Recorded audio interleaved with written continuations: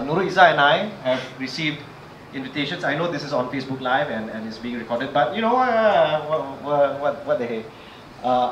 UMNO members are giving us invitations to tandoori cupboards. This might not sound like a lot, but actually it's quite big. We've never had. There are places that in the last 10 years, Nurul Izzah has not been able to get into. Now we're getting invitations to go into these places. And if you start seeing, I was telling Ed just now, that in Batu Pahat, there were 5,000–6,000 people who turned out for a ceramah with, when Dr. Mahathir was there. And in Alor Gajah yesterday, there were about 4,000 people that turned out for a ceramah. And what we're hearing is that in a lot of places where Tun Dr. Mahathir comes, even when he was here at Balas Banana Leaf just a couple of days ago, you know, people cheered him. So I think for a lot of Malaysians, what's really historic this time around is that last 7th of January, Pakatan Harapan named the potential candidate for Prime Minister and Deputy Prime Minister. But more historic than that, which has never happened before, is the settling of the seat negotiation. We've never had the seat negotiation settled at parliamentary level, like months before nomination day. So actually, from a politician standpoint, I'm like, okay, you know, it's everything. A lot of it is settled. A lot of it's settled. We may see some shifting of seats. Maybe people might trade some seats, but the numbers that you have heard: 52 for PPBM, 51 for PKR for Keadilan, 35 for DAP, and 27 for Amanah. That will remain. Yeah.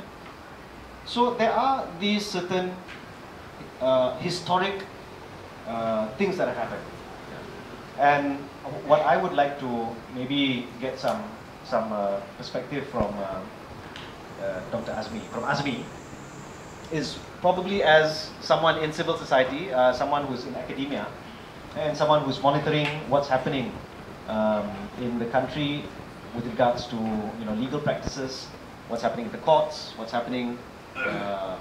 Yeah, just in terms of developments that we're seeing, maybe Azmi can share some of that lagi lah.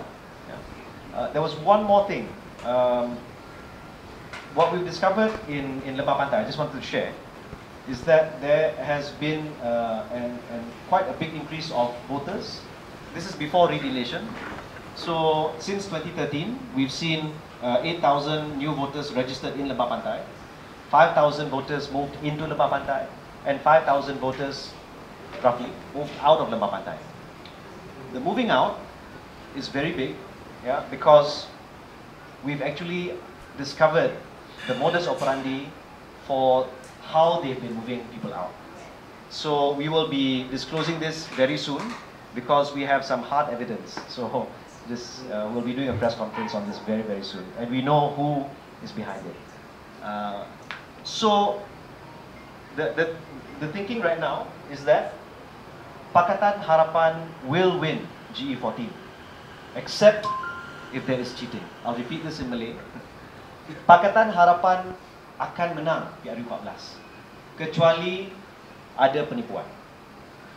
And that's why, most likely, for those of you like Mr. Benedict Lopez, who came for our polling agent, and as well as Nicholas, and for those of you who have been coming for our polling agents and counting agents training sessions, it's very important that you be a part of this process, because on polling day, that's when everything else recedes the background, and polling day actually is when we defend our democracy, we defend the sanctity and secrecy of our ballot, we defend the people's right to choose the government on that day.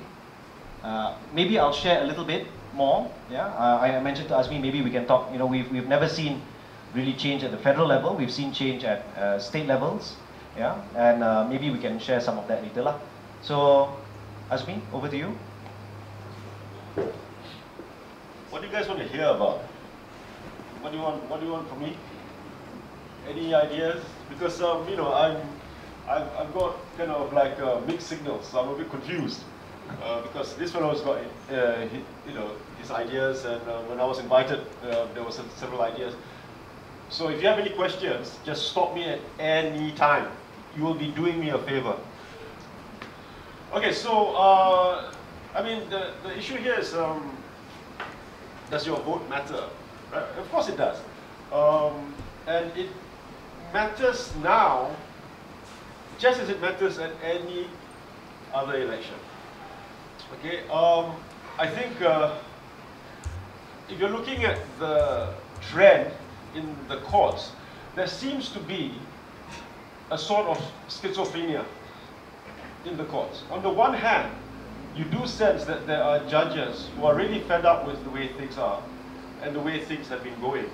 And they're making extremely strong judgments based on constitutional principles. At the same time, you have judges who are making crazy judgments based on their own imagined constitution.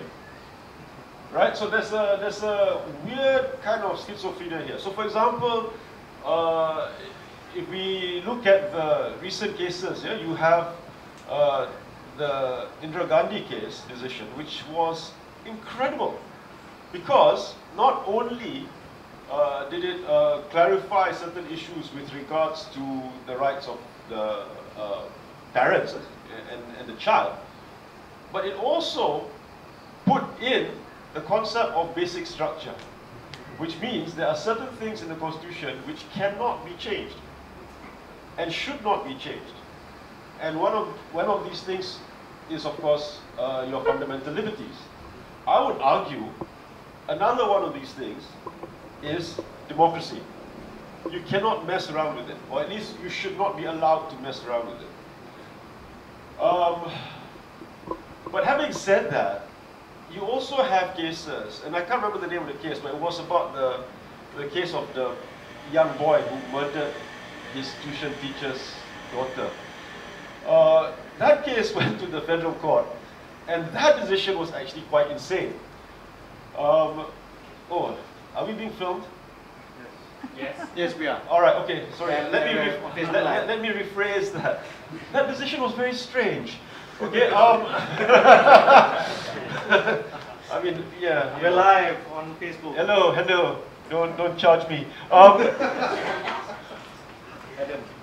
Because one of the points which was raised in that case was the issue of separation of powers. And if you look at our Constitution, you can see that there are actually different chapters for the different branches of government. There's a chapter for the judiciary, a chapter for the legislature, and a chapter for the executive. Okay? But the judge says, we don't have separation of powers in Malaysia because it's not specifically mentioned in the Constitution that we have separation of powers. Okay, can you see how that kind of thinking is a bit odd, right? You already have the separate chapters. Do you need it to be written in crayon, in large letters, to say we have separation of powers as well? On top of that, the judge says, well, you know, for example, elections are in the Constitution, elections are provided for in the Constitution, but this does not mean that if the government does something which is undemocratic, it's actually against the Constitution. So, this is what I'm saying, in terms of the legal development, there are things that we can be very happy about, very proud about, and there are some things which are extremely worrying. Okay? And these are for the big constitutional issues. If we look at the cases regarding the redelineation and the complaints which people have brought up, not one of them has been dilayan by the courts. You correct me if I'm wrong. Not one. The court just ignores every single complaint brought before them regarding what, not the redelineation, but in terms of electoral practices. Yeah, not the redelineation, but the electoral practices, the claims of cheating, etc. They don't pander to this at all. So, in terms of legal development, it's very, very, it's in a state of flux. There are some points of positivity, but there are a lot of points in the negative. Okay, so Okay, so going back to the issue of does your vote count? I think it does. I think right now there are some concerns amongst some people, and if I'm not mistaken, particularly the young, because I've been hearing this a lot, is that they're fed up. They don't want to vote, or they want to spoil their votes. All right? Now, the right to vote is a human right. And the right to vote is something which people have fought for and died for over the years. Okay?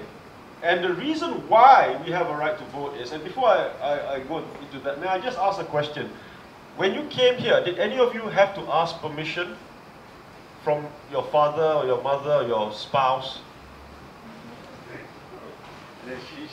Yeah? You have to ask permission, is it? Okay, alright. Maybe you're just very nice, but you're the only one. Now, my point is this. You are free to do what you want to do. Okay? And elections and voting is part of that freedom. Because what it shows is that we are free to choose how our lives are governed. That's the importance of voting. Let's not look far. In Brunei, Bruneians have no say whatsoever how their lives are to be governed. So whether they like what the Sultan has been doing or not, they can't say anything about it. They have no choice. The same goes for the Lao PDR. Yeah, they have elections, but you can only elect one party. Okay, which is kind of similar to us, but no, I mean, but my, I'm kidding, but that's you, sorry, I forgot.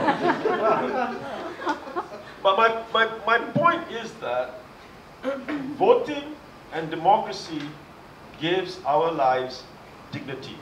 Just as you should have the freedom to come here when you want, we should also be able to determine how we are governed. We must have a say in how we are governed. It's about human dignity. And that's why for me it's very, very important, it's very, very precious. In principle, it's very precious. But in principle, I also agree that a right to vote includes a right not to vote. I don't agree in forced voting. Okay? A right to vote also includes a right not to vote. The question is that the best thing to do in any given situation? So in our situation now, is that the best thing to do?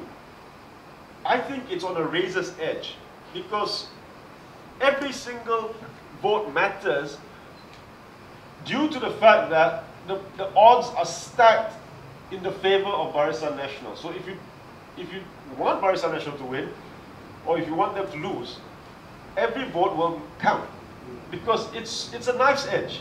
Okay? The opposition said that they won the popular vote last time. Yes, they did, but even then, it's not a huge majority. All right? It's close. The reason why they did not pop into power is because of the gerrymandering and the ridiculousness of the sizes of the constituency. So PJs, I don't know how many ratus ribu, but Putrajaya is like 10 ribu. You know, that kind of, the biggest imbalance between the smallest and the largest constituency is 9,000%. Not 900, Was it 900? That's big anyway. Okay? When you said to me 2.6 billion, 2.1 billion, these big numbers, I get confused. All right, but so it is on the knife's edge. And what is at risk here? The risk here is that if people are totally disillusioned, the Barisan could get back their 2/3 majority. And that is a huge, huge risk. Because it won't be a simple matter of same old, same old. All right? We already see now the kind of activities which they're doing to suppress democracy. Okay, one of the things is what Fahmi said, yeah, by taking so-called legal action against individual politicians. All right? What's to stop them from making wholesale changes to the constitution to make it easier for them to rule? Because once you have a 2/3 majority, that's it. It's so much easier to do what you want to do as opposed to now. In the past 10 years, they can't. They couldn't change. I don't think we've had many constitutional changes, if any, in the last 10 years because it's just so difficult now. because you don't have your 2/3 majority. All right, so the risk of giving Barisan 2/3 majority and therefore a free hand to do what they want is very, very real and very, very huge. And this is a message that I want to get across, particularly to those who are disillusioned, saying it doesn't matter, it's going to be the same whatever happens. No, dude, it's not going to be the same whatever happens. If the Barisan wins, there will be severe changes. And these are not changes for greater democracy. These are not changes for greater human rights. These are not changes for greater constitutionalism. It would be the complete opposite. So that, I think, is an extremely serious matter, which is why our vote, every single one of our vote right now matters. Okay, now, let's say Pakatan loses. All right? Now, despite your optimistic viewpoint, I mean, studies like from the Merdeka Center are not so optimistic. I'm sure you've seen the studies. All right? They're not so optimistic. So why Pakatan loses? Well, even if they lose, I mean, the thing is, democracy is not a fast fix. It's not something which, we vote, that's it, done, everything is wonderful. No, it will continue. Even if Pakatan wins, we still got to watch them like hawks. All right? Because, you know, politicians now. You know, we've got to make sure they behave themselves. So even if they win, we've got to make sure. But let's say they lose. Then what's the point of the vote? The point of the vote is to tell ourselves, if they lose but they won the popular vote, it justifies further action. It gives us the strength to keep on fighting. I tell you, because the fight continues all the time. Democracy is not a once in a 5-year thing. It is a continuous thing all the time. The price of freedom is eternal vigilance. So even if you lose, it doesn't matter. Democracy still continues, or it should continue, and the fight to protect democracy continues. If they win, the fight to protect democracy continues. So it's important, I think, that even the popular vote, even I know there's gerrymandering, I know there's all this rubbish stuff happening, I know, but even against that, and even if Pakatan loses, the will of the people is truly reflected in the number of popular votes. Even if the governance may not be. So that's why I think it's very, very important. So I'm going to take a break now because you've got to stop or something, right? I haven't. Dah azan ke tadi? Belum. Ha? Belum. Dah. Tak dengar. Belum. Okay. You heard? No, that was from the gentleman punya ni kan. Tapi dah masuk waktu lah. Tak apa, kalau azan berkumandang, then we'll stop lah. Tapi I think Yazid, come sit down. Yes. Come. Okay. Just now we mentioned.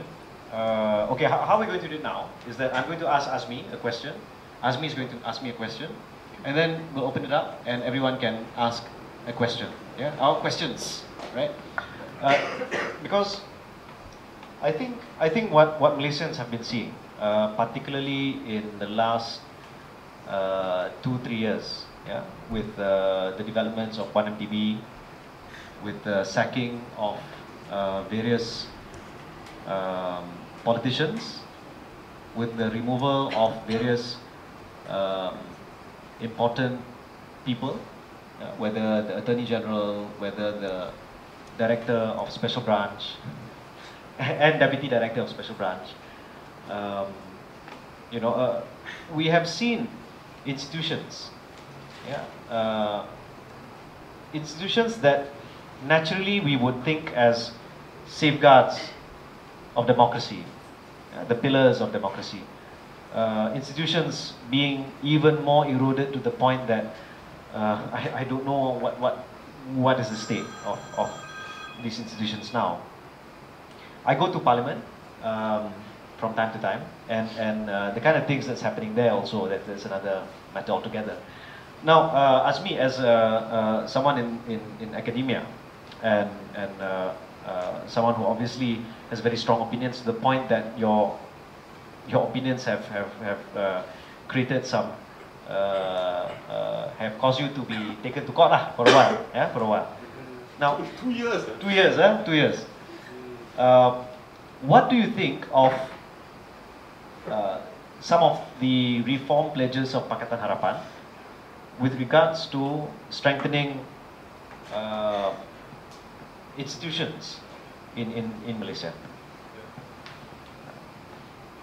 Institutional reform is absolutely vital, and it's one of those things which, if Pakatan wins, I, for one, will be paying extremely close attention as to whether it happens and how fast it happens. Okay, it doesn't have to happen immediately. It cannot happen immediately, but there has to be progress made. Okay, and it has to be visible progress made, and it's not that difficult. Okay, so for example, the MACC can be answerable to Parliament. You know, it's changes like that. We can change the manner in which the judiciary, the appointments happen in the judiciary.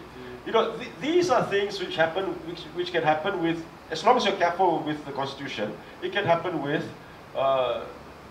acts of Parliament. Yeah. So it's not too difficult to do these things. Other institutional changes, I'm not sure whether it's in your manifesto or not, is local elections. I think local elections are absolutely vital, because local elections is where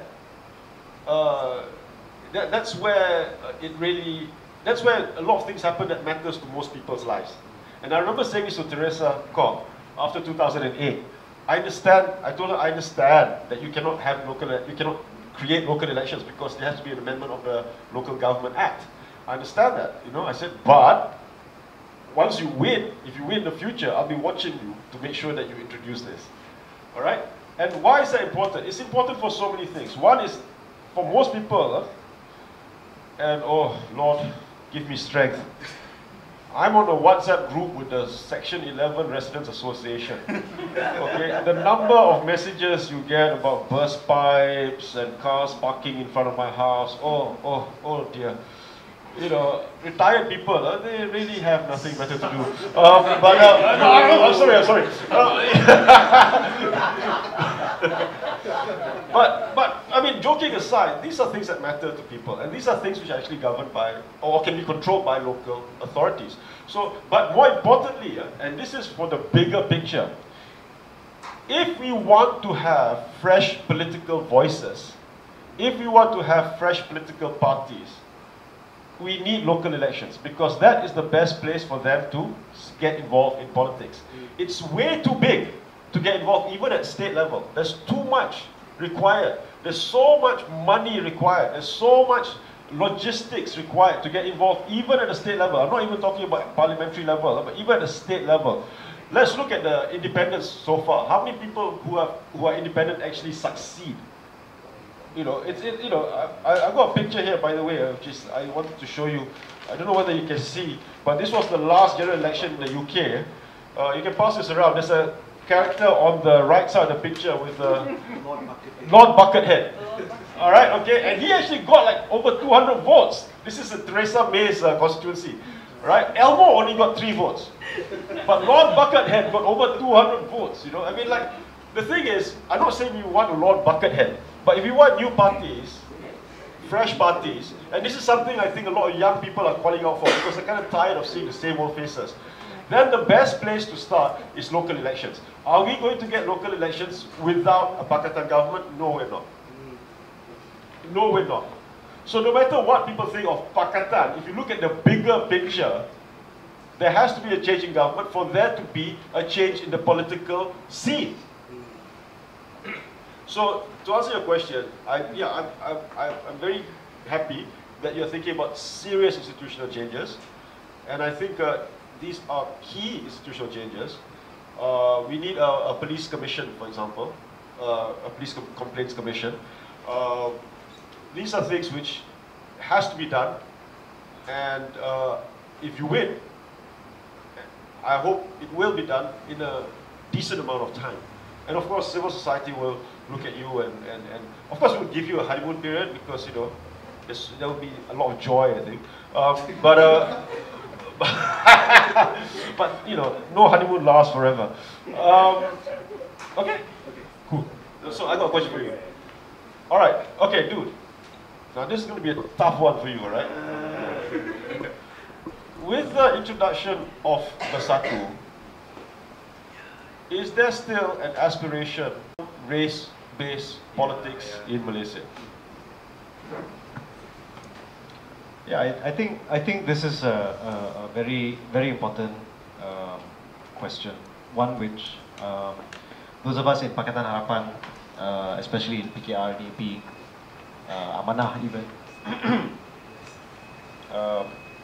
you know, we think about, and I for myself, yeah, of course, definitely, I'm thinking about this because I'm a very big proponent of the idea that we have to look at needs-based rather than race-based. Yeah, that has been, you know, the way I look at things from day one. I think in order to bring change, the people that we need to convince, yeah, Dr. Mahathir, Tun Dr. Mahathir Mohamad is not only a man; he's a message. His mere presence is a message. That's why when he goes to Pekan, I think tomorrow night, I think that's a very clear it's an equivalent of 1.3 billion ringgit in goodies in Langkawi.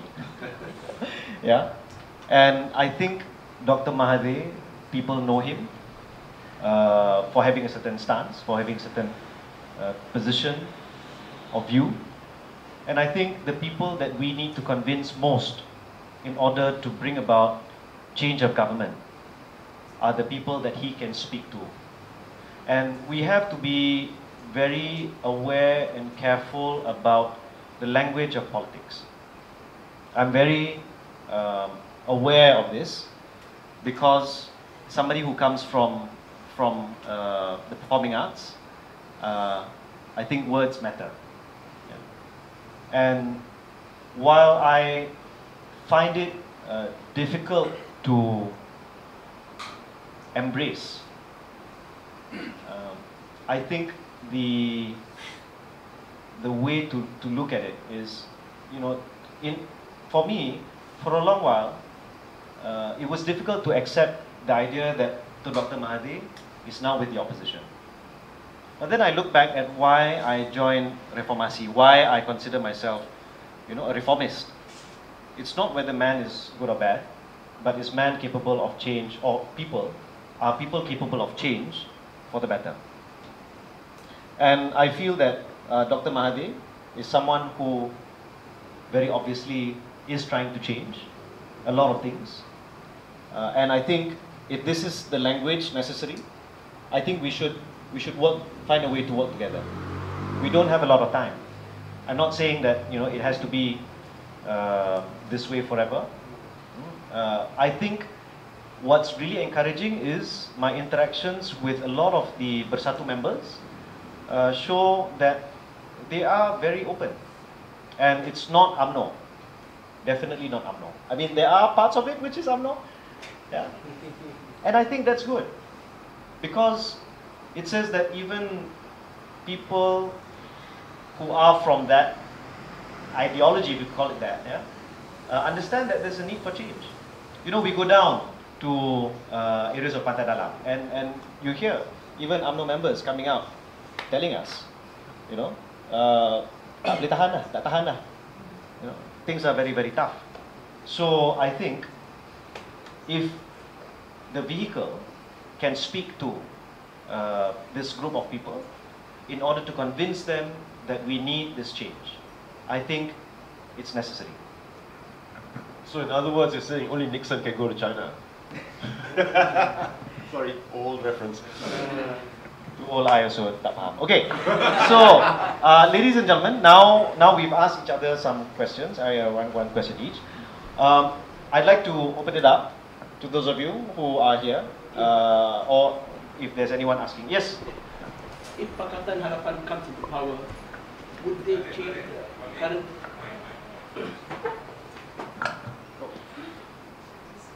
something you have to set forward. Okay, if Pakatan Harapan comes into power, will they change the current electoral system to one based on proportional representation as practiced in Germany and Sweden? I'll repeat the question. If Pakatan Harapan were to come into power, would we change the electoral system to one which is more proportional representation, like what we see in Germany and in continental Europe? I think before we get to that, what's important is we make sure that the election commission itself is independent. I think that must be, because even if we have proportional representation, but the election commission is still not independent, we cannot guarantee free and fair elections. So I think we can't put the horse before, no, is it? Which one? Put the horse before the cart, yeah? Put the cart before the horse. Okay. Yeah, put the cart before the horse, okay. But I think the first thing that we need to do is we need to get past the finish line. And one of the first things that we need to implement is these institutional reforms to make sure that the election commission itself is free and fair. Yeah, it is independent. Can I just add to that? I'm not really in favor on changing the electoral system at the moment. I tell you why. First past the post is actually very simple. It's easy to understand. The reason why we have such a bad situation is because the gerrymandering. If we can fix that, then the system, every system has its flaws. But then the first past the post system in Malaysia would have less problems once we fix the constituency. If we go back to the 1957 constitution, we see the principles laid out there, and the principles are still there in the constitution. It's ignored. Well, there cannot be too great a difference in size, etc. So basically, the effect is that one person, one vote. Right? We don't have that now because of the gerrymandering. Now, if you look at the election system in France, presidential, it's very complicated as well. It has several stages, etc. And I think right now, simplicity is probably best. Maybe in the future we can think about it, but at the moment, I know people like Chin Huat are really into changing the electoral system and all that, but I'm quite happy with things as they are, as long as we fix the constituencies. And as long as we give the EC the same independence it had before the 1960 constitutional amendment, which Tun Rahman oversaw. I just want to add one more thing. I'm actually drawn to what Azmi said earlier, which is we shouldn't see democracy as something that we exercise once every 5 years. Democracy is a daily struggle. I think actually it's very heartening to see and hear about residents committee in section 11 up in arms about double parked cars, etc. Because that's part of it. That's part of it. Yeah. And actually, what's even more worrying for me as a reformist, as a Democrat, is that people relinquish the idea, or they reduce the idea of democracy to a single ballot. You think about it. Those of you who are in Kuala Lumpur, voting in Kuala Lumpur, you get one vote. In Selangor, you get like 2 votes, right? 1 vote. That isn't the way it is. Yeah. That's why for me, actually, when you saw the Occupy movement, you saw the work of people like Fahmi Reza, trying to remind student activists about student activism in the 60s and 70s. That's very important, because if we don't have democracy as a part of a culture, kalau demokrasi bukan budaya kita, it's going to be very difficult to get the next generation of Malaysians on board and to make sure that the kind of things that we want to change, reforms that we want to bring, will last longer than this generation. Because it has to be quite a holistic change. I know it's idealistic, but I think it's necessary lah. So in fact, I'm all for. I mean, like Lalita, for example, is part of the Save Kuala Lumpur coalition, and I think the work that this NGO, this grouping of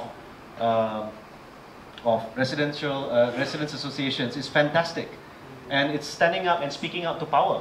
I don't think City Hall, Dewan Bandaraya Kuala Lumpur, has seen a grouping like this. I mean, it was there from before. I think then it became dormant for a while. Now it's up in arms again. And by and large, it's because we have not seen the gazetting of the KL City Plan 2020, which was ready in 2009, but it took them like 10 years, 10 years, they were just sitting on it. Yeah? So I believe that democracy must be practiced every day. For me, it's not as important whether we have proportional representation or first past the post kind of electoral system. What's important, I think, is if Malaysians can acclimatize ourselves to the idea of democracy itu adalah sebahagian dari hidup kita. Bersuara itu adalah sebahagian daripada hidup kita. Ya? Dan kita perlu bangkit untuk menyuarakan pandangan, pendapat dan tak selagi tak membebankan orang lain ataupun tak menyusahkan orang lain ataupun melanggar hak-hak orang lain. I think people should be encouraged to speak out. The thing is that under the current regime, like there was a news today about an unemployed man who has been fined 4,000 ringgit for supposedly insulting our dear beloved Prime Minister on Facebook. So now, it's a peculiar place that we are in lah. It's like we have no lèse majesté, but we do. Yeah, it's dangerous. Please don't throw balloons, yellow balloons at the Prime Minister. Okay.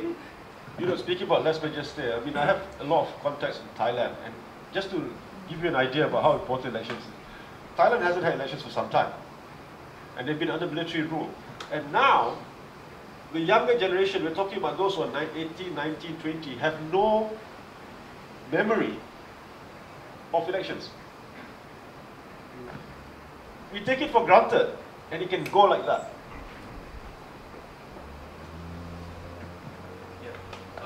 I'm a student, and for the Kundi Rosa thing, yeah, I'm definitely going to vote. But the thing is, I have a lot of friends throughout the country, from Sabah, Sarawak, everywhere, Kedah, Perak, everywhere, different backgrounds, Malay, Indian, Chinese, orang asli, and different socio-economic backgrounds as well. A lot of them are saying that they are not going to vote, and I'm always on the side trying to convince them the way you are. And I actually give the same points that you mentioned, but the thing is, they seem to think. See, they were going to vote, and can I say sensitive things? So, if you want, you're live on Facebook, and people are recording. You don't know where these recordings are going to go. Whether it's going to appear on some UMNO Cyber Trooper page. Okay, so just be mindful. MCMC is watching. Just stand up. Okay, yeah. So, hello, yeah. My name is Karthik. I'm a student from Bristol Asia College. Yeah. So, a lot of them seem to think that with their point is their main point. And when I say this, I'm not just saying they are Indians or Chinese, even the Malays. They seem to think that with Tun Mahathir as the Prime Minister, that institutional change is not actually going to be as much as it is being promised right now, because they feel, I mean, they are on my age, so I don't know how they know about what happened back then, but from what they've read, from what their parents have told them, they feel that with him being there and with Bersatu being a Putra First Party or whatever it stands for, yeah, that it's not actually going to happen. And when I mention things like local elections and things like that, they just don't buy into it, because like what YB Fahmi said. No, I'm not YB. Okay, sorry. Oh, thank you. Doa, itu doa. Okay, so like, yeah, like Fahmi said as well, that he belongs to the side where he can speak, he can reach out to these people to change their mindsets and all. But what they tell me, what my friends tell me, and some of them are in Manchester and all that, and they tell me, they feel they feel that. I understand. Yeah, I understand the question. Yeah. And how do I get across to these people to convince them that they have to vote if they want to? Yeah. Okay. You want to answer first? I answer first. Oh yeah. Similar question. Yes. Yeah. You just have to step forward a little bit. Just a quick one. We have been meeting friends, relatives during Chinese New Year, and we have been talking about economy, properties, the future of Malaysia, we're concerned about this, and we all have bad views about the future. And the point is, I realized that in my Facebook contacts, I have about 2,000 people, and I'm just aware that I have only 2 or 3 friends who are concerned more about the politics. So that's one of the statistics. And even among my friends, probably not more than 5 who really care about those who want to contribute something to change, to make the change. So my question is, we all been talking about all this, okay, who's going to win, when is the election coming? But it seems that this time we don't have things like birthday, and it's just not much of these activities. So what are the strategies that are going to aware, all of us about this? Yeah. Thank you. That's more for you. Yeah. Can I just ask, how many times have you voted? 2 times. Twice, huh? Okay. Okay, what we're seeing right now, if you're talking about like Karthik's age group, this is you are still in college, right? 22. Okay. And sir, your name, sorry? Chris. 35. Chris, you're 35, right? Yeah. So what we're seeing is actually there is a generational shift. There is a group of voters who, like Chris, myself, who have voted 2-3 times, who witnessed 2008, who witnessed Bersih 1, who were there present on the street in Bersih 1 and the subsequent Bersihs, and also saw Hendraf and saw a lot of this. For those of us, particularly in Klang Valley, who came of age, who became politically aware at that time, our experience of politics is very different from Karthik's age group. I am a digital migrant, but I'm in that age group where I was old enough to experience analog, but young enough to experience digital. So I'm a digital migrant, but probably among the first cohorts to migrate into the digital era, whereas Karthik is a digital native. If we've seen the changes happening in publication, in publishing, yeah, we've seen a lot of industries affected by this kind of information revolution. Politics is going to be the next field or industry that's going to be severely affected by the digital the digital natives and the entire culture and economy of digital natives. What that means is that in terms of strategy, how to engage with and how to approach people who have had zero, like the word reformasi doesn't mean anything, because unlike those of us who are young enough to be part of, to run on the streets of Dataran Merdeka, right? Now you're like, no, I run, on Sundays when they block off the roads in front of Dataran Merdeka so you can cycle, car-free Sundays, right? So the experience of politics is not manifested in the same way for Karthik's generation as it was for our generation, yeah, for our age group. And then you've got like the Lopez's, right, aunties and uncles, right, who saw, whose memory, political memory is reaches further back. I think this is a question that most politicians will be grappling with after GE14. Like how come, for example, we know that a lot of like Pemuda UMNO did a Gerak Gempur Wilayah Persekutuan just a couple of days ago. So they corralled a whole bunch of people, bagi baju, bagi, I don't know lah, bagi apa lagi, right? But they, so Nurul Izzah messaged me like, hey, Kang, look at this, right? But then, do they really understand what is UMNO? Do they really understand what is Barisan Nasional? I'm not sure. Right? I think Karthik is quite rare in that sense. I think those who are of the, like a little bit more politically aware, I think it's different. I don't know how to engage. I don't know, like, until something happens to them. For me, why I became interested in politics was because my mother was an Anwar sympathizer and my father was a Mahathirist. So when Anwar Ibrahim was sacked, the house was like, whoa! And I was 17. I was like, wow, what's going on?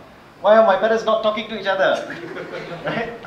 Like, and I was very fortunate to be actually physically staying near the house of Anwar Ibrahim.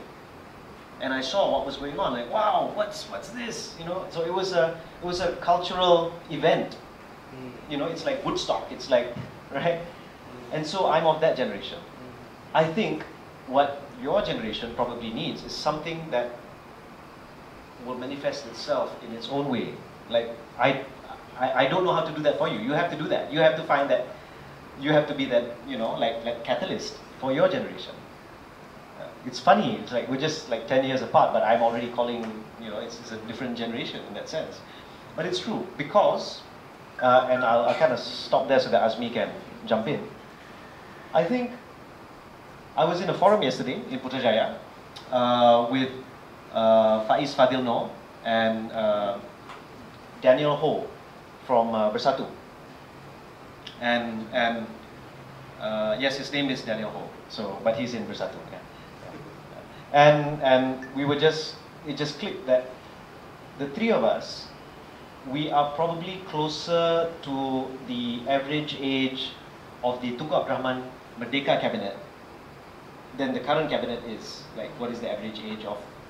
I'm not being an ageist, but just in terms of, the reality is that Karthik's friends, they're going to be the bulk of voters going forward. This is, you're talking about like 35, 40% of Malaysian voters today are under the age of 45, right? So I'm still part of that, but a lot more lah. I don't know how to answer that question and in a roundabout way, but I'm very excited to see what this generation can do. Can I just add a few things? Yeah. Right. Okay. So what mentioned this. The reason I don't know what to say to them is because when they tell me, when they give me points like, you look at the fact that he's been made the PM, and that's okay. That's okay. But moving forward, their points are that they've seen statements by the youth, but the youth, what do you call it, the youth side of PPBM, not just from the, like recently from the Selangor PPBM, there's one I think in Kedah or something, and the statements they make, and even from, I think, it's not my point of view, it's my friend's point of view, and some of them are also Malays, who I think comes from your Background. Yeah. So they seem to think that with if Tun becomes the PM, moving forward with the youth party and its leader, they seem to think that reform won't happen, and I don't know how to convince them otherwise. Okay. Yeah, I forgot to address this one. I can just I sit in the committee that kind of goes through the manifesto. Tomorrow we'll be having a big meeting, and I can assure you that actually people like Syed Saddiq are very much a part of this committee, and we have a lot of young members from PPBM, from Pemuda PPBM. I think to expect that political parties can hold themselves together is very dangerous. That's why I'm like, I'll pass the mic to Azmi after this, but what Azmi said, which is very true, I think people have to be vigilant about what political parties do and vote people in or out based on what they have done or what they promise to do, but whether they deliver or not. And that's where there's a lag to it, because you can only vote certain times. But buyer beware. I mean, if you've seen certain parties say that they're going to be doing this, but then suddenly they veer off, and then they come back, are they going to like lie to you again, for example? And you have to make that decision. So for your friends, probably I can give a personal assurance, but what's more important actually is, you know, maybe they just need to see what happens in this election, yeah, and see what happens after that. Only time will tell. Azmi. Yeah. I like your t-shirt, but I've got one exactly like it, except it's black and white. Yeah, you know, the Mahathir thing, right? Okay, I'm gonna be frank with you, okay? I've probably hated this guy all my life. And I mean all my life, you know, because when I was a baby, he was out of UMNO, and he was back in Maha Clinic in Alostar, and he injected me. Okay, so he inflicted pain on me from the very beginning, you know. As a baby, I was already hurt by this man. And as an adult, my entire adult life, I see things that he's done which just piss me off. All right? And now you've got this situation. Dude, I can sympathize with your friends completely. All right? But the youth wings are the ones that say the most stupid, idiotic things anyway. All right? I mean, if you're so young, what the hell are you doing joining a political party anyway? All right? Get a life. All right? Okay? And, you know, wasn't it your people who said they're going to give us free EPL if they won the elections? Yes, well, yeah, right. Yeah, you know, that's so clever, right? Bloody hell. All right, okay. English Premier League. Well, okay, so that's with regards to the youth wing, because they're all gunning for attention. That's the purpose of the youth wing, is to gun attention so that the big boys will let them play. All right? Any country, conservative youths are the biggest. If you think conservatives in England are pillocks, the conservative youth are even bigger pillocks. All right? As the evening wears on, you'll notice that my language gets worse. But back to your point. My point is this: at the height of his powers, Mahathir had no opposition within the Barisan Nasional. At the height of his powers, he is not at the height of his powers, not anymore. Okay. So, for me, if Pakatan wins, I'm not going to bother about the Prime Minister, alright, or even the Deputy Prime Minister, as nice a lady as she is, alright, if they win. I'm going to be bugging the Minister of Education, because that's my bidang. What are you going to do? Are you going to guarantee me academic freedom, because right now I don't have it? Are you going to get rid of the restrictions on students made by the universities, and not by AUKU, but the rules in the universities themselves, which is made under the auspices of AUKU, which are worse than anything that AUKU can come up with? Are you going to get rid of that stuff? Are you going to get rid of the Statutory Bodies Discipline Surcharge Act, which says that I cannot criticize the government? I can praise them, but only if I get permission. It's the only law in the world where you want to ampu bodek, you have to ask permission. Please, sir, can I kiss your ass? All right, okay.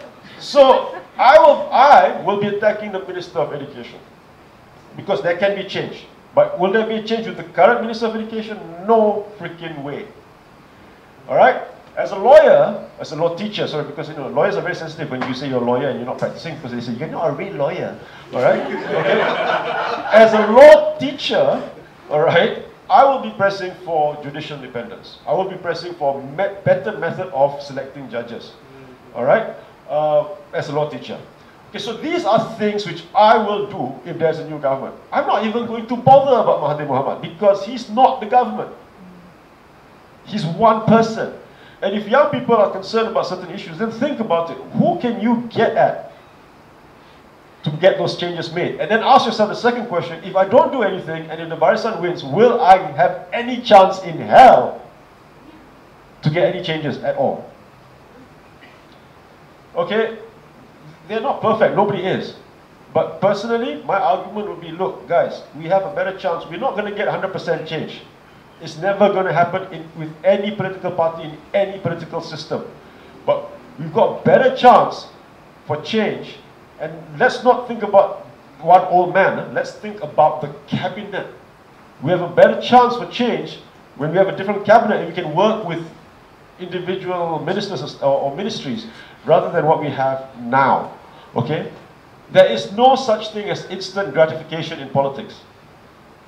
No such thing as instant gratification in politics where overnight suddenly, magically, things will change. No. Like I said, it's a constant struggle. But there's more likelihood that there can be change if there is a different group altogether. And then after that, we see what happens. I mean, this is an example I gave before. Look at Indonesia. After Suharto fell, They elected BJ bloody Habibie, who was from Golkar, who is Suharto's party. BJ Habibie was one of Suharto's cronies. Right? You think, my God, what, nothing has changed? Well, things changed because the mindset changed. The people suddenly became aware, hey, we can do things. Next one was Gus Dur, total opponent of Golkar, total opponent of Suharto. Then you had Megawati, and then you had Bambang, and then now you have Jokowi. You have all these changes which are happening peacefully in Indonesia, and it has to start somewhere. And this is what I would say. But you know, I'm old, right? So young people will just say, hey, what does he know? Hey, he's old, right? Okay. To your question, sir, you're right. How do we get the excitement going? Huh? It's different. This election, I must admit, it's not as exciting as the last two. I think the part of the problem is fatigue. You know, because we've been so close. You see, I support Spurs, right? 2 years in a row, we were so close to winning the league, so close. And then at the end, tak jadi, sakit hati, you know. But you know, you keep on supporting lah. But you know, unlike Manchester people who just want success all the time, you see. But I don't know, dude. I don't have a grassroots support. I don't have an NGO. I'm not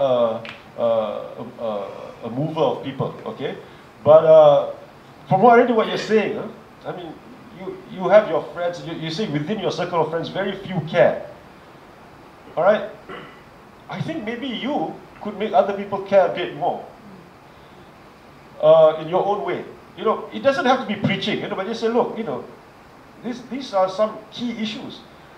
If you're worried about the economy, for example, all right, how much money is being hemorrhaged away right now because of corruption? If you're worried about businesses and the way how businesses can be supported, is it going to be okay as it is now, or do we need something else? You know, these are just little things that we can. I mean, and we don't have to be cari pasal, you know, because I've seen people fight about this, but I don't think we need to be aggressive about it either, because look, frankly, how many people really care about issues anyway? If I to be brutally honest with you, most people's lives they can go through months and months without thinking of Fahmi Fadil or whoever, right? This is the way of the world. People think about their own little lives, which is important to them, right? But sometimes we just have to make that one step, and you know, like I said, I don't know how to make a big show, get people excited. It's not what I do. But even within your own realm, I think, sir, you have a lot more influence than you might think. What he said, yeah. So, Azmi, you nak bertanding kat mana? Okay. Oh, wait, man, Sorry, could I just add to what Hatik said, right? I think one thing, I mean, I'm a bit older than you, is that I think for young people, they're a bit idealistic and they expect to find like the politician that is perfect and they want to vote for. Well, one thing I can tell you is that they're not going to be perfect, right? Okay, and you're voting the best of two choices, right? So, and it's just like I was just telling Fahmi, right? I'm in favor of GST, right? But opposition wants to abolish GST. I'm in favor of GST, but I'll still vote opposition because I want to see change, right? So you're going to weigh out all the plus and minuses and say which is the better of the two choices that you have, right? So don't think it's going to be perfect, because it's not. If I'm going to wait until a politician that I agree 100% with, it's going to be me. Because I don't agree, most people 100%, it's going to be me. Right? So maybe you can tell your friends that, that's one. And two, I think this worry of Mahathir, right? One big difference is this, right? In the Pakatan Harapan, there's no dominant party, which I think is very important. All right, because there's going to be check and balance.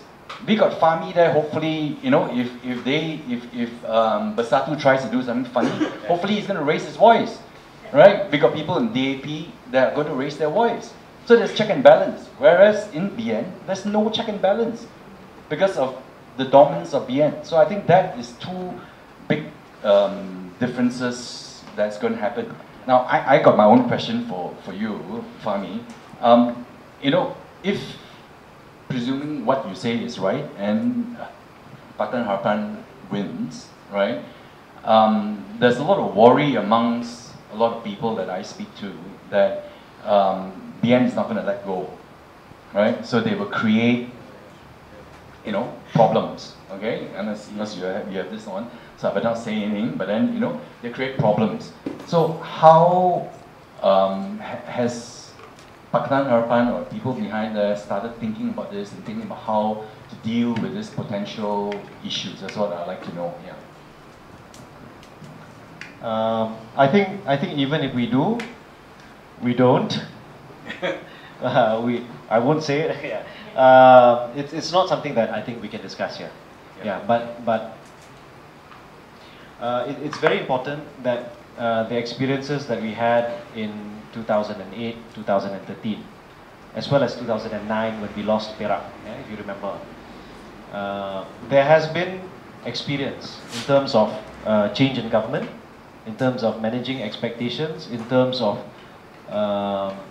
making sure that certain safeguards are in place and making sure that lines of communication are clear and are established and are secure. I think to speak of it in these general terms, I can. Yeah. So we have had those experiences, and actually, the interesting thing about having Dr. Mahathir, Tan Sri Rashid, and a lot of people from UMNO who are now with Bersatu, is that actually a lot of them were involved in those kind of things. So actually, we have not just a wealth of experience in government, in governing, but also in change of government. So I think, I wouldn't say that it's foolproof, but I think, you know, yeah,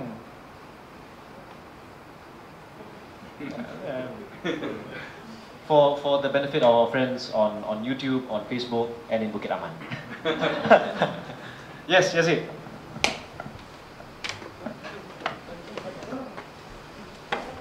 You know what?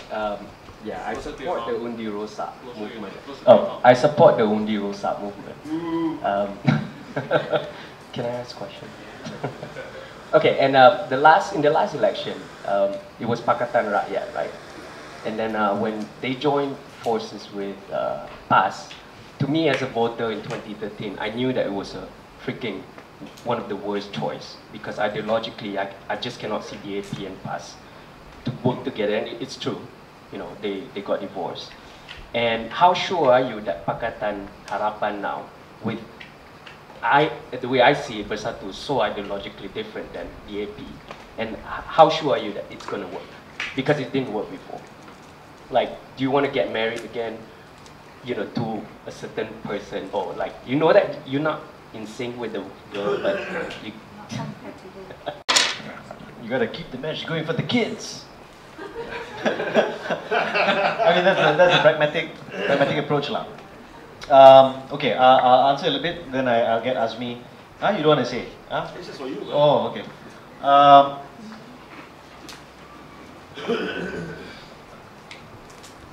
I know where you're coming from. I know the kind of expectations that people had with, at the time, Pakatan Rakyat, now Pakatan Harapan.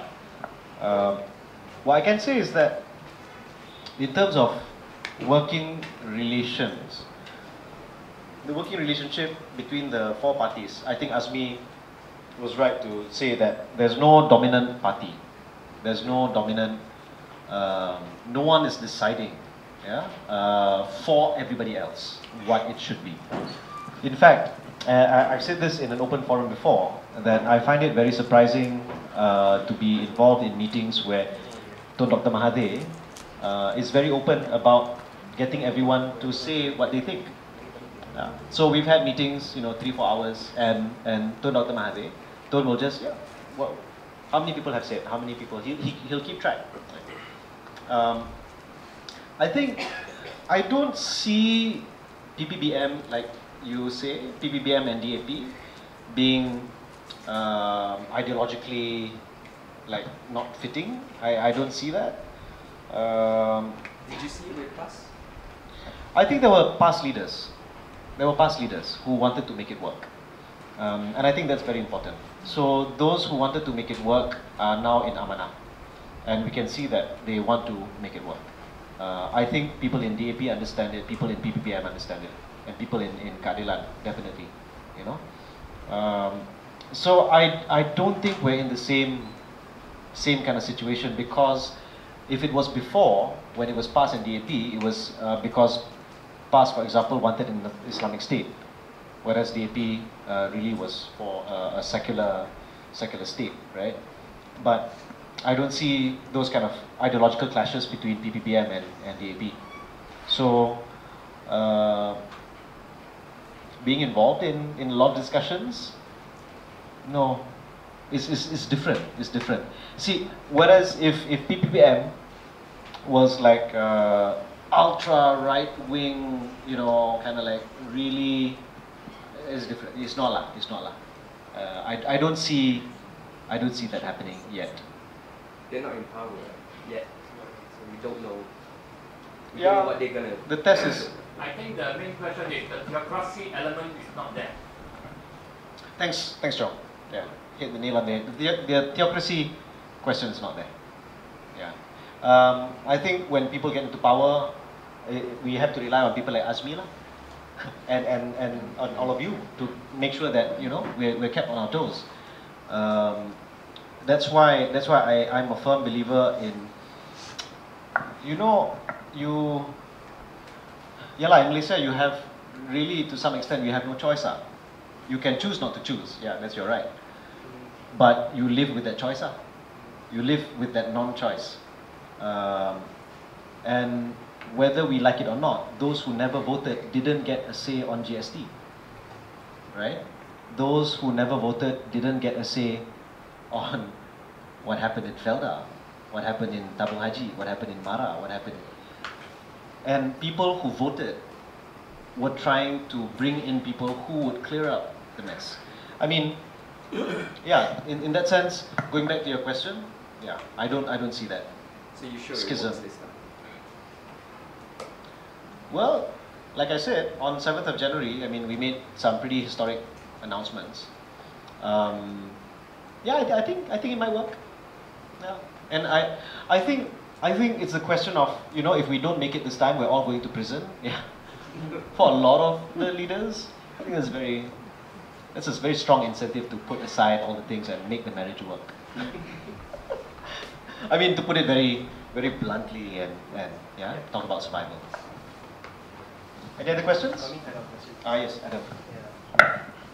You know, like for PPPM, right, from what I can see, it's still a very new party. And they only have like one member in parliament, which is Pago. And Mukri is not even a member of parliament right now. Same goes to Mahathir. So why is Mahathir calling all the shots? Why in interviews he's saying, I'm the top dog in Pakatan Harapan? Why is he giving decisions for Pakatan Harapan when he should be cohesively as a whole, as a team in Pakatan Harapan to decide together, you know, as a whole? Why is Mahathir saying everything? And then at one point he said, you know, I would like to be the Prime Minister of Malaysia without even getting the decisions from Pakatan Harapan leaders. Why is he calling the shots? He's not even a member of parliament, not even his son also. So that's my question. That's all for you. I'm going to go for toilet break. At the crucial point, civil society leaves us.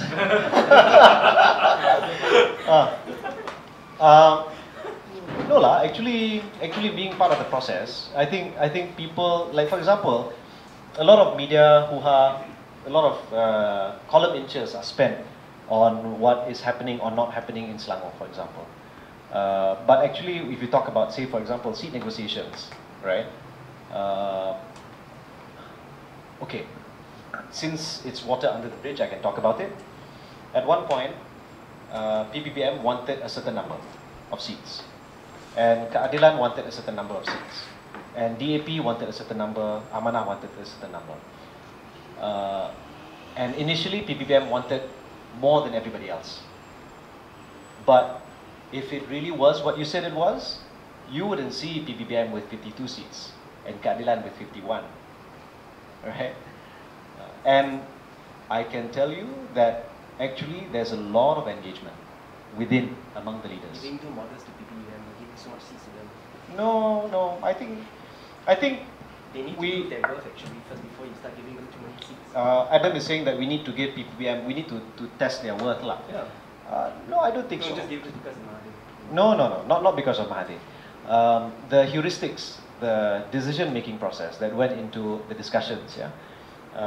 I won't go into all of it because it's very technical, but suffice to say, you know, when I said earlier that Mahathir, Dr. Mahathir is not just a man, he's a message.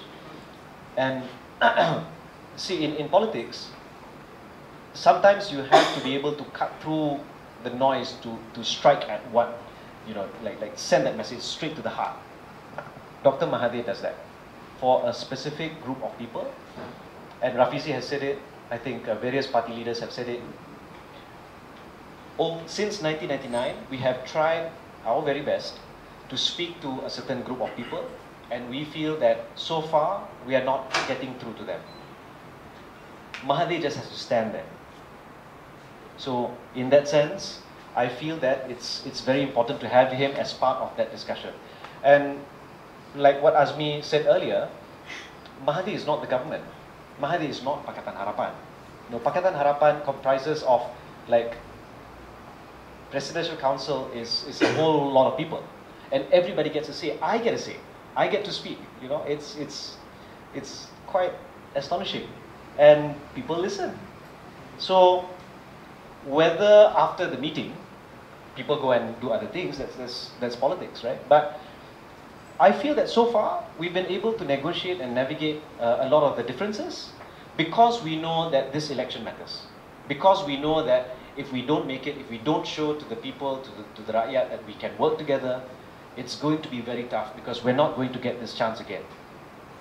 This will most likely be Tun Dr. Mahathir's last election. That's it. Right? Yeah. Unless it's like Voldemort, it just Lives forever. Actually, I got a question for Sharon. Should vernacular schools be abolished? Because this is something where, when you talk about race-based parties, like you mentioned earlier, sometimes it goes back to the system. You know, in Malaysia, I mean, why do we have Chinese schools, Indian schools, Malay schools, and all that? Why we learn Mandarin? Why we learn English and learn Malay? So, do you believe that the reason why we have race-based parties and racial issues was because also in the system itself we have vernacular schools? So, what's your opinion on it? I mean, this whole country was created with race being part of the picture, right? And it's a real pain in the bottom. You know, for people like myself who couldn't care less, all right, about race, I can't. I mean, the only advantage is that, you know, I don't know. I mean, I really don't know. What the hell difference does it make, right? Okay, now, just a bit of history. Because it's so entrenched, all this racial stuff is so entrenched. The issue about schools was because people from the Chinese community and the Indian community at the time of independence were worried that they wanted to somehow maintain their identity, and they did not trust that a Malay majority government will allow them to do that. So they, you know, so this thing is had to be put in the constitution to sort of guarantee the ability to have their schools and to teach and all the rest of it. Okay, perhaps it was understandable at the time. But let me just tell you also, at the time of independence, just before independence, when they were drafting the constitution, the rulers at the time acknowledged the certain race-based elements in the constitution, but they said that we hope that there will be a time soon in the future when race is not part of governance anymore.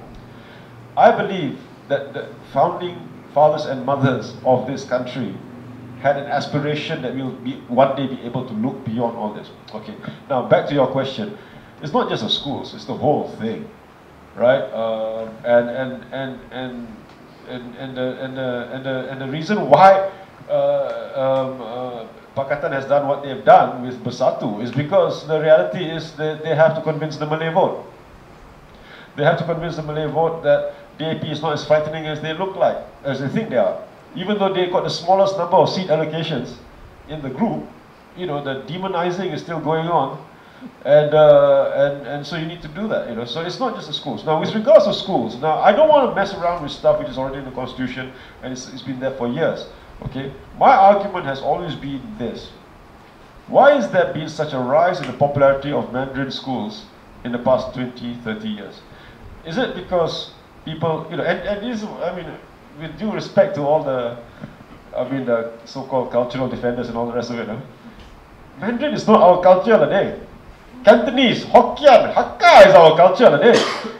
You know, it's not, Mandarin is something from Beijing. Orang Malaysia cakap Hakka, Cantonese, Hokkien, Teochew. That's our culture. You know, and we're losing that because, you know, your generation mana tahu cakap all these things. Right, they all speak Mandarin.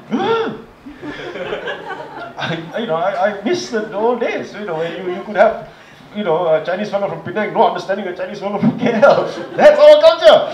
Alright, okay? But back to the point, why is there such an increase? I think the real problem is not so much there's a desire to go to Mandarin schools. I think the real problem is that government schools were so awful. Because, you know, in my time, parents send their children, and I'm sure it's the same thing now, parents send their children to where they think they will get the best education. For me, the answer is not to abolish vernacular schools. That's just cari pasal only. Okay, there's so many issues that we have. You know, we're so, you know, as people will make a big deal of it. My point is, you improve government schools properly. You train the teachers properly. You get English teachers who can speak English. You know, you don't waste money on stupid things like changing the textbooks when there's no need to change textbooks. You don't flip-flop on policy. You don't buy computers that don't work. All that rubbish. You make sure, for goodness sake, you make sure that our schools are secular. All right, none of this, you know, because we are a multiracial, multicultural, multi-religious country. Everybody must feel secure and safe in their school environment. They mustn't feel alienated. All right, so I don't believe, for example, prayers in school. I don't believe in that. I don't believe in prayers in any official setting whatsoever, because that is private for me, right? Okay, in the public sphere, no. All right, so you know. These are things that can be done. And, you know, so for me, the vernacular issue, it becomes a non-issue if the government schools were tip-top. Parents will send their kids to where the schools are best. Yeah. It's not about, you know, oh, my culture, like, you know, I seriously doubt many parents who send their kids to Mandarin schools, but oh, it's my culture. Because a lot of non-Chinese kids are going to Mandarin schools now because they think the education is better. I personally think it's a bit too much, like, you know, the homework and all that. I didn't send my kids because I know my son especially will die. You know, he will probably stab me at night. What the hell are you doing sending me to this school? You know how much homework they give me. You know, but you know, it's about the quality of education. It's not about the language of the education. Okay. Yes.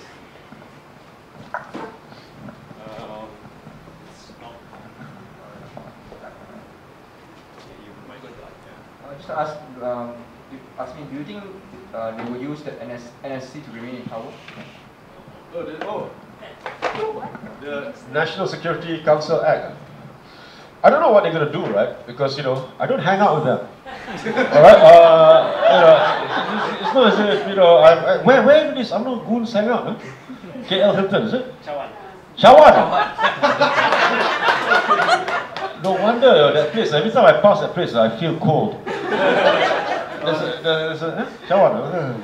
Oh, kat situ, okay, alright, never mind. So I don't hang out with these guys, so I don't hang out with them. I'm not in the, you know, in the Zita bar in KL Hilton where, you know, where you find all of these fellas, you know, chugging away whatever it is they drink. Yes, it knows. That's why he's laughing so loud. Yeah. Okay, so I don't know, but let me tell you the history of Malaysia and emergency powers. Okay, we have had 1, 2, 3, 4 emergency declared. Now the National Security Council Act is the same thing as emergency. Okay? Some politician who is an idiot who shall remain nameless because I can't remember said, it's not an emergency act because there's no word emergency. Alright? Hey, what kind of moron are you? The powers are exactly the same. Alright? We've never seen the NSC in action. Okay, but it's there, all right? And it's relatively easier to get into action than now. I don't know what they're going to do, but let me tell you what the history is. We've had 4 emergencies. One was for confrontasi. One was for May 13, 1969. Okay? Now, both these situations, you can argue, were situations where life was at threat and you needed to have a greater control. But there were also 2 situations, one in Kelantan and one in Sarawak, where the issue was not about threats by firearms and death and mobs and stuff like that. It were political issues. Kelantan had a problem with their state government, same with Sarawak. They had a problem with their state government because the Menteri Besar didn't get along with the legislature and the cabinet. Sounds familiar, doesn't it? Huh? Okay, and then in both cases, what did the government do? Oh, we declare emergency. And then they just took over the states. So in other words, my point is this. Using emergency to settle a political issue is not alien to this government. They've done it before. And you've done it before, you can do it again. Right? So does that answer the question? But whether they're going to use it, of course, I don't know, man. I don't know. I don't know where they go and hang out. And I can't afford to go where they hang out as well. So. Yeah, I think what Azmi said, there's some very important points there from a historical perspective. I think from a political point of view, I think it's not. I think the business community would be quite affected by it. I think there's some very real worry about how even the pronouncement of a security zone, which is what the National Security Council Act can ostensibly do, bypassing the AGO, in declaring a security zone, effectively state of emergency in a particular geographic area.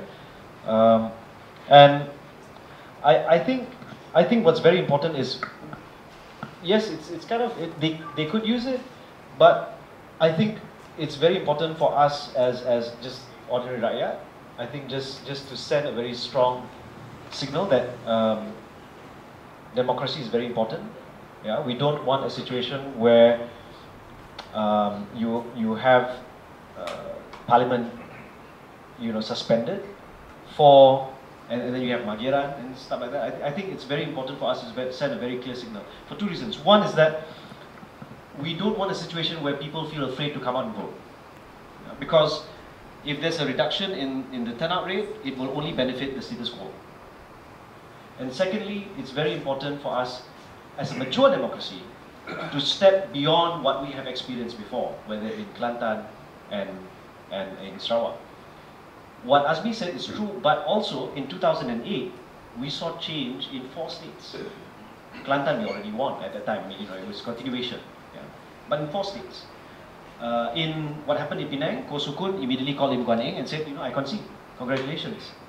In Selangor, you saw for a day there was some shredding and all sorts of things, right?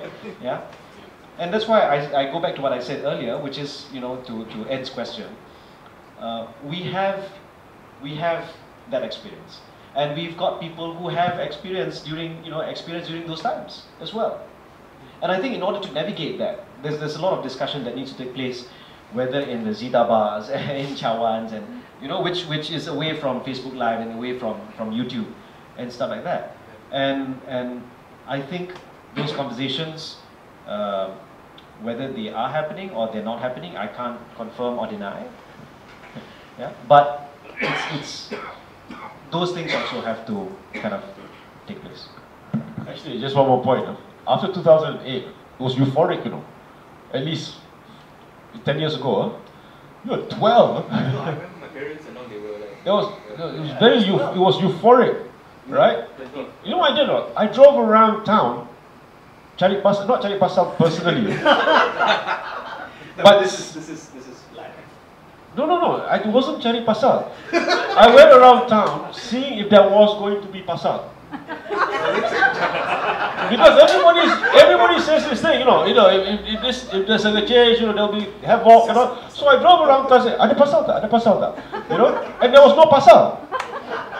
Because I think no matter how happy people were that there was this seismic shift, people just stayed at home. If we stay at home, in the sense that, if katakanlah the opposition wins, we don't make a big deal of it. Mereka nak cari pasal dengan siapa? Jamal Jamban, what's he going to do? What's he going to do? By himself, running around empty streets, is it? With his bucket and his towel. I mean, what the hell are you going to do? Right? If you don't, in a way, right, okay, you got to be a bit zen about this kind of things, you got to be tai chi about this kind of things, if there's, you don't put out any, we got to be mature about this. All right, and I think we are, I think Malaysians are, because there could have been taunting and all sorts of stuff, especially in 2008. There could have been people going around with their cars bearing Padang Muka and all that, but nobody did. In other words, Rakyat Malaysia didn't give the thugs an excuse. I remember in 2008, I was helping the Sivarasa Rahsia campaign, and there was one person at the headquarters, said, "Oh, Fahmi," the person was telling Sivarasa, "Oh, Siva, we've helped you like 2 elections already, 3 elections already. If you don't win this time, I'm going to quit politics," right? And of course, he won that night, and I was in Kota Damansara at that time, and I remember getting a message, an SMS at that time, which was, just go home. Just go home and rest. Don't go out. And just, be cool. Watch Netflix. Now we can, right? Yeah. go back, just Netflix and chillax. Because I think what Azmi said is true. Don't give people an opportunity. And just let those discussions take place. And we just go back and relax. And I think, it might be historic, and we want it to be calm. I remember in 2013, I was in Jalan Bangkok, and I've said this. You hang out in fancy places. No, it was the polling center. It was the main tallying center. And I was Shafiq was there. Shumain has heard this too many times, and I remember I was standing behind the barricades, and the night of the elections, on polling night, and there was a special branch officer who came up to me and said, "Cik Fahmi, this was 9 o'clock. By that time, because of Form 14, those of you who have done partial training know what Form 14 is. Because of Form 14, we knew that we had won." And the special branch officer just came up to me and said, "Cik Fahmi, you have 2,000 supporters down here. The other side has 200 up there. You've won in Lembah Pantai. I think you should try and ask people to go back. We don't want anything bad to happen." So I did. I took up, I went up to the barricade and just asked everyone to just go back. And people did. And I think Malaysians are calm people. I think we are not the sort of people who go out cari pasal. Except for Azmi lah, cari. You will cari orang yang cari pasal. So please Azmi, after GE14, please don't go duduk diam-diam. Jangan pergi cari Jamal. Okay. Okay. Maybe one last. Yeah, Santa. Okay. After listening to the youngsters, especially their questions, sorry, Karthik, is it? And Chris. Okay. Because their questions are relevant for now. We are looking at victory for the GE14, right? So, I think it's a very contributing question from them, because we want results. We want results. End of the day, every single vote counts. So we got to help them. They look very worried how to solve the problem. So is there any way, any contributing manner to assist these youngsters, these youth, to coordinate and relate to their people, their circles? Because time is running short. So there's no two ways about it. I don't know what you're going to do. Thank you, Santa. I think this segues nicely into kind of like the tail end of this discussion. If you have enjoyed this evening's talk and you feel that you might be interested to host something, whether it's 2 people, 20 people, 200 people. It's very important that we take the opportunity that we have, given the short amount of time. I think we are maybe 5-6 weeks away from dissolution. Yeah? In fact, on the 5th of March, if we don't hear the King's speech, if we don't hear, if the Yang di-Pertuan Agong does not mencemaduli to attend Parliament and deliver titah, yeah, most likely we may see dissolution within 2 weeks, if not next week. Yeah. We don't have much time. So what I would like a special request is, given the amount of time that we have, we need to just reach out to as many of our friends as possible. Yeah. So if you would like Azmi, myself, I don't know why I'm looking you at, but yeah, Azmi is going to help campaign. Oh! Yeah. I think people like Azmi can pull the young crowd. Yes. Yeah. So if you'd like Azmi to speak to your friends, yeah, please set something up. Okay. Organize 200 people. Yeah. Yeah. Or if you'd like myself, Nurul Izzah, Syed Sadiq, Faiz, Fadil Noor, anybody, yeah, from Pakatan Harapan, yeah. Or even if you feel that it would be good to bring someone from UMNO, like Yazid knows people in UMNO, right? You're not UMNO, I know. Yeah. But it's very important that we get young people, you know, like, okay, at least get to know lah, right? Okay, these are some people, yeah. Organize. Just do something small. We could go to a mama place, you know, we don't have to spend 800 ringgit eating sushi in hotels like quinoa. Oh, quinoa. Yeah. It's quinoa. It's quinoa. Quinoa. Okay. So the point is, we only have so much time left. Please take this opportunity. If you'd like to, like Benedict has offered to help follow us, you know, if we're going to do some walkabouts and stuff like that. Yeah. But if you'd like to organize something in your own house, a little bit like what we're doing here at Six Suns Gallery, yeah, just let us know. You can get in touch with any of us. Yeah. And it's very important because the stakes are too high. Every vote counts. Yeah. Every vote counts. And it's very important that we make sure to fight the penipuan, the kind of cheating that will take place on polling day. It's very important that we come out early, come out to vote, and call all of our friends and family members who can vote to come out and vote. If not, if you don't go out, who knows who might be voting in your name in the afternoon. So I think that's where kind of like I'll stop, but I'd like to get Azmi to just maybe say a few closing words in closing. It's only part. Voting is just part of the democratic process. We all know this, but it's such an important part. All right, and we just got to keep on trucking. There is no choice. You know, I don't foresee any quick fixes at all. I'm neither hopeful for victory nor am I despondent for loss, because I know this is just part of life. Just like everything else, things go on, and we just got to keep going on with it. All right, and so I hope that's, if you know, there's anything that I want to get across, is that, you know, it's a long haul. Democracy is a long haul, just like anything in life is a long haul. Studying is a long haul. Marriage is a long haul. Democracy is a long haul. Anything worth having is a long haul. Thank you. And so I'd like to just say thank you to Puan Jamila, Dr. Joe Bucks, Anna, for helping to coordinate tonight.